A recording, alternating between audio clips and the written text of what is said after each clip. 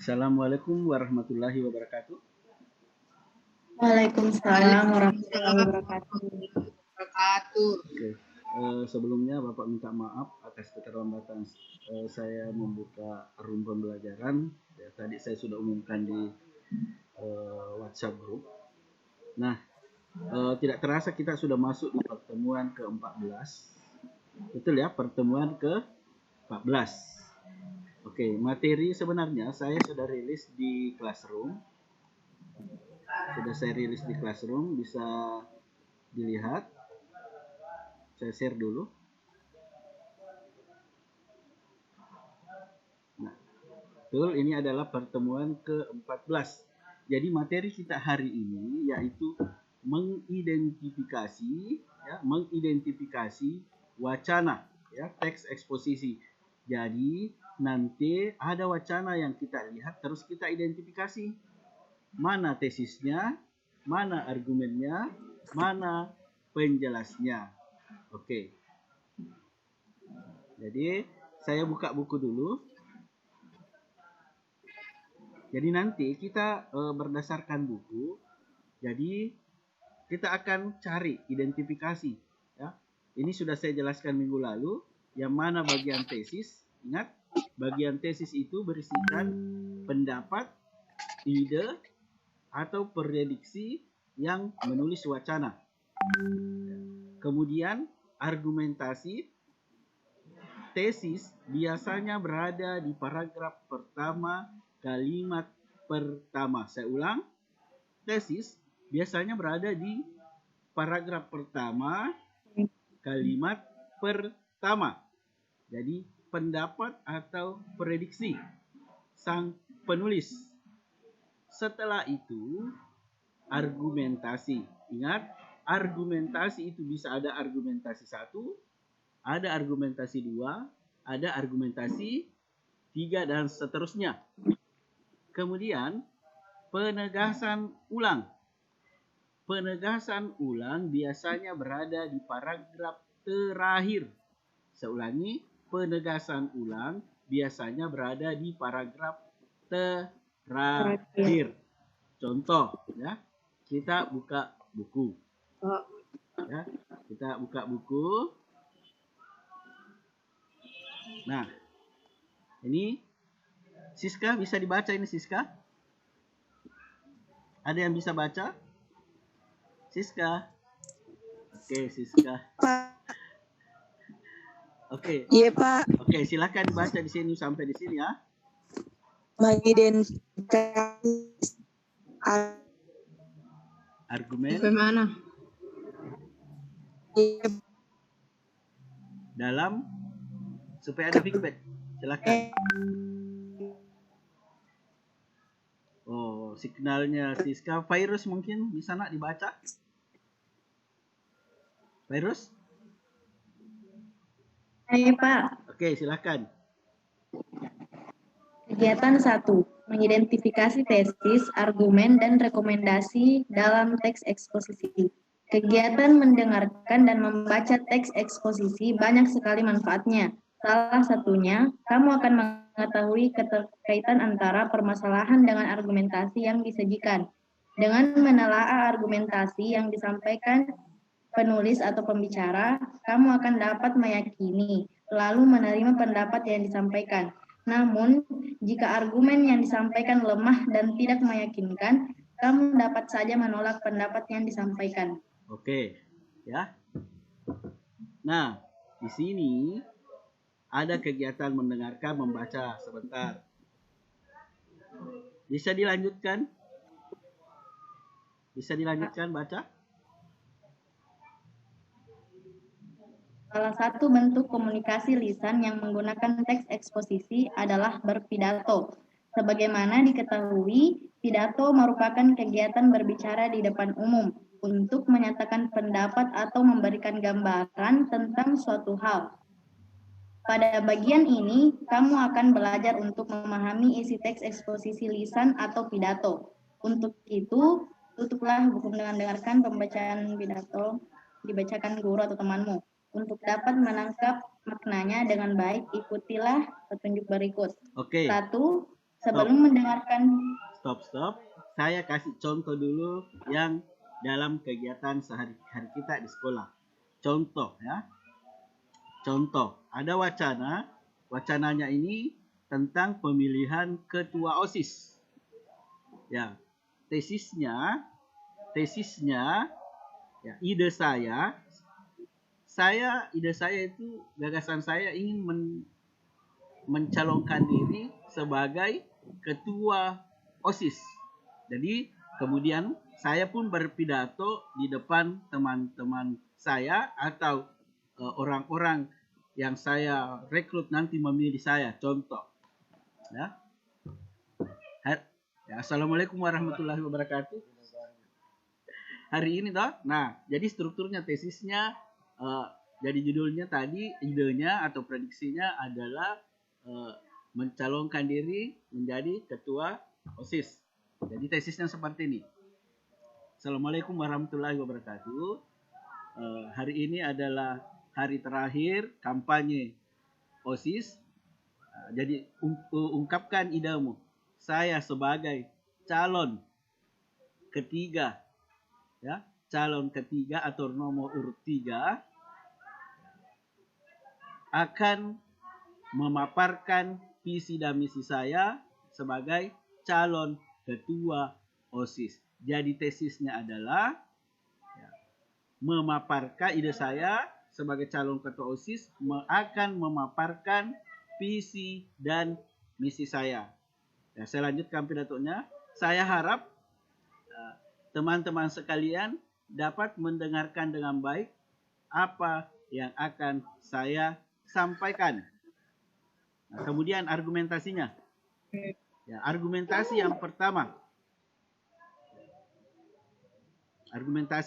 Biasanya argumentasi itu visi, misinya. Apabila saya terpilih menjadi ketua OSIS, saya akan membuat atau membangun kolam renang di sekolah. Misalnya, ya namanya kampanye. Yang kedua, argumen yang kedua, jika saya terpilih menjadi ketua OSIS, ya saya akan mendirikan organisasi ini. Nah, itu dua argumentasi. Argumentasi bisa banyak, ya. Nah, penegasan ulang. Nah, ya, teman-teman sekalian yang hadir di sini seharusnya memilih saya sebagai calon kuat ketua OSIS. Assalamualaikum warahmatullahi wabarakatuh. Itu contohnya ya. Nah, sekarang kita pindah ke soal yang ada di buku. Ya. Ini dulu.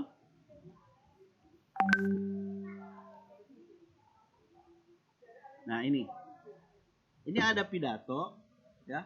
Pidato tentang bahaya narkoba, ya. Ini. Nah, ini hanya pembuka pidato sampai di sini. Nah, ini adalah paragraf pertama pidato. Dewasa ini, narkoba telah menjadi ancaman yang sangat mengerikan bagi generasi muda. Nah, bisa jadi atau tesisnya narkoba menjadi ancaman yang sangat mengerikan bagi generasi muda. Ini tesisnya, idenya, ya. Ini. Oke, kita lihat jawabannya. Ya, ini kita lihat jawabannya.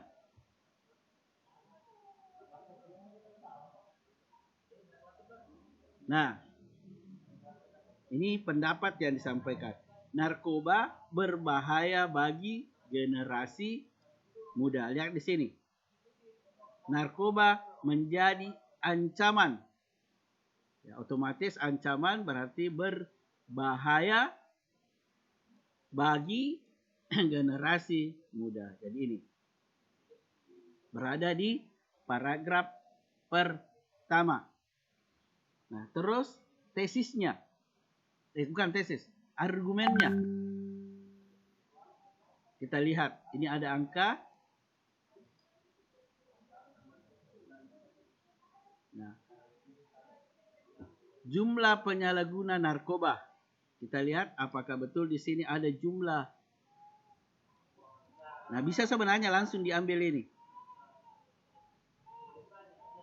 Ah, ini jumlah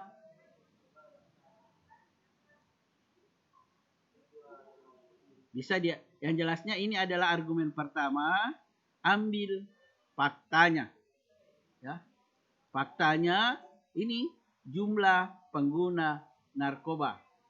Bisa juga diambil jumlah narapidana. Oke, kita lihat lagi argumen yang kedua. Biasanya di paragraf kedua. Narkoba benar-benar membahayakan nasib bangsa ini di masa depan.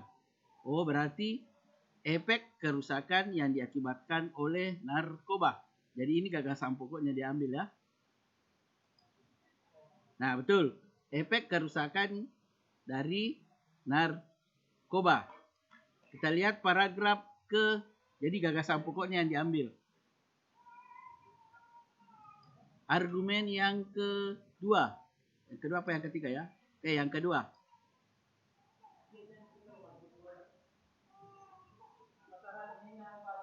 Ya, kita lihat. Tak hanya dalam skala kecil seperti keluarga, tetapi juga dalam skala. Oke. Berarti ini. Terus yang argumen berikutnya. Secara ekonomi akan sangat banyak. Nah, karena ini adalah paragraf terakhir. Paragraf terakhir berarti penegasan ulangnya berada di paragraf terakhir. Berarti kita bisa mencari argumen-argumen yang lain di paragraf ini. Di sini berarti banyak fakta. Apalagi menghancurkan sendi-sendi pembangunan nasional. Ini tadi secara ini lagi argumen berikutnya, secara ekonomi akan sangat banyak dana yang dihambur-hamburkan untuk membeli barang haram itu. Kita lihat. Ini. Oke, kita lihat paragraf terakhir. Paragraf terakhir itu adalah penegasan ulang. Kita lihat. Nah, generasi muda sebagai calon penerus perjuangan bangsa sudah seharusnya kita menyiapkan diri. Nah, menjadi generasi yang berkualitas. Kalau kita berdasarkan gagasan pokok paragraf pertama, maka penegasan ulangnya adalah sebagai generasi muda, calon penerus bangsa, sudah seharusnya kita menyiapkan diri menjadi generasi yang berkualitas ini. Jadi, saya ingatkan, penegasan ulang biasanya berada di paragraf terakhir. Kita cek jawabannya. Nah ini ya, penegasan ulang atau rekomendasi. Generasi muda calon penerus seharusnya kita menyiapkan diri menjadi generasi yang berkualitas dengan 3 cara. Kita lihat apa betul tadi ada 3 cara. Oke, ini dia sambung ini melalui 3 cara. Ini pertama, kedua, dan ketiga. Nah, sekarang kita pindah ke wacana berikutnya.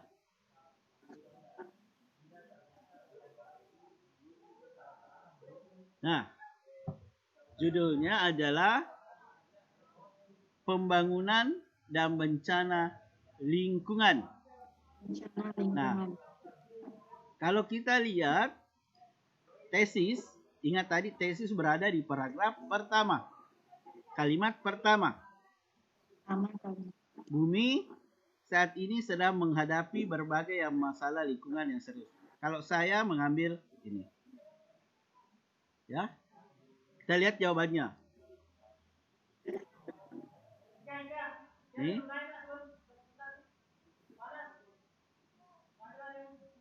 Nah, pendapat yang disampaikan, bumi saat ini menghadapi permasalahan yang serius. Nah, kemudian berikutnya, argumen atau pendapat yang disampaikan. 6 masalah lingkungan. Oke, tadi ini sudah benar. 6 masalah lingkungan. Nih. Kita lihat lagi. Ya, kerusakan alam yang terjadi karena jumlah populasi yang besar. Nah, ini. Kerusakan alam yang terjadi. Nah, argumen 1, argumen 2 bisa diambil berdasarkan fakta yang terjadi di sini. Minggu depan kita akan belajar tentang fakta dan opini. Jadi argumen-argumennya silahkan ambil fakta ya, yang sudah terjadi. Apa yang sudah terjadi di sini? Ini ada catatan, berarti ini sudah terjadi. Setiap tahun negara kita penebangan hutan diperkirakan, berarti itu bukan fakta. Cari, oh ini telah terjadi. Jadi kalau ada diperkirakan berarti itu bukan fakta, masih opini. Ini. Kita lihat jawabannya. Nah, ini. Tercatat. Ya. Kita lanjut. Nah, berarti kita cek penegasan ulang pendapat. Berada di paragraf terakhir. Ini. Berarti dia berada di sini. Nah, rekomendasinya. Nah, ada kata harus. Berarti ini opini, berarti ini rekomendasinya. Gampang sekali. Masalah lingkungan di atas merupakan masalah serius yang harus segera diatasi. Jadi, masih menggunakan kata harus segera. Berarti itu opini. Berarti belum kejadian. Inilah penegasan ulang pendapat. Kita cek. Ini. Harus dicari solusi untuk menjaga bertambah buruknya kondisi bumi. Kita lihat, adakah di situ tadi? Ya. Di sini katanya masih bersifat umum. Nah, dia betul merupakan masalah, kemudian ya, dia rekomendasikan harus dicari solusi untuk mencegah bertambah buruknya kondisi bumi. Nah, ini dia buat sendiri. Ini.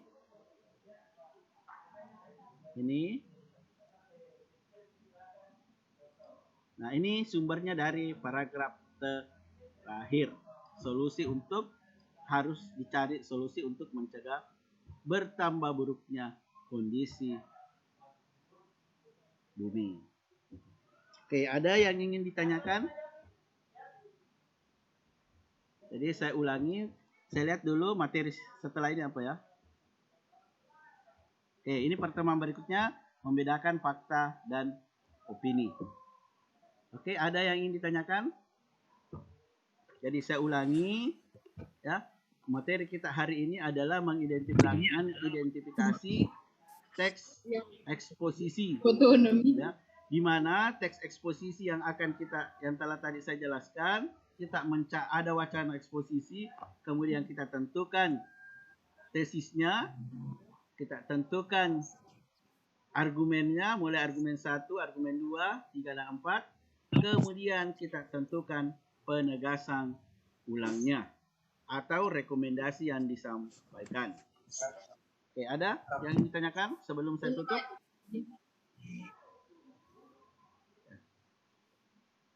Oke, tidak ada ya. Oke, kalau tidak ada, ya terima kasih atas kehadirannya. Silahkan nyalakan videonya untuk saya absen.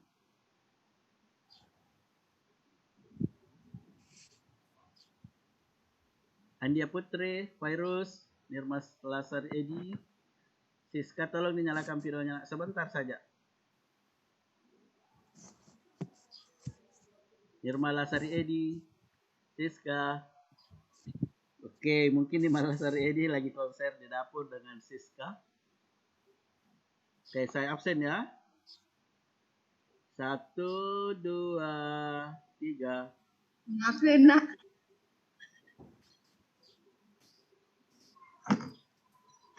Oke, dengan ucapan Alhamdulillahirabbil alamin, pertemuan ke berapa ini? 15. Nah, 15 apa 14? 13. Nah, iya. Pertemuan ke-14. Saya nyatakan sudah selesai. Terima kasih. Assalamualaikum warahmatullahi wabarakatuh. Waalaikumsalam. Warahmatullahi wabarakatuh.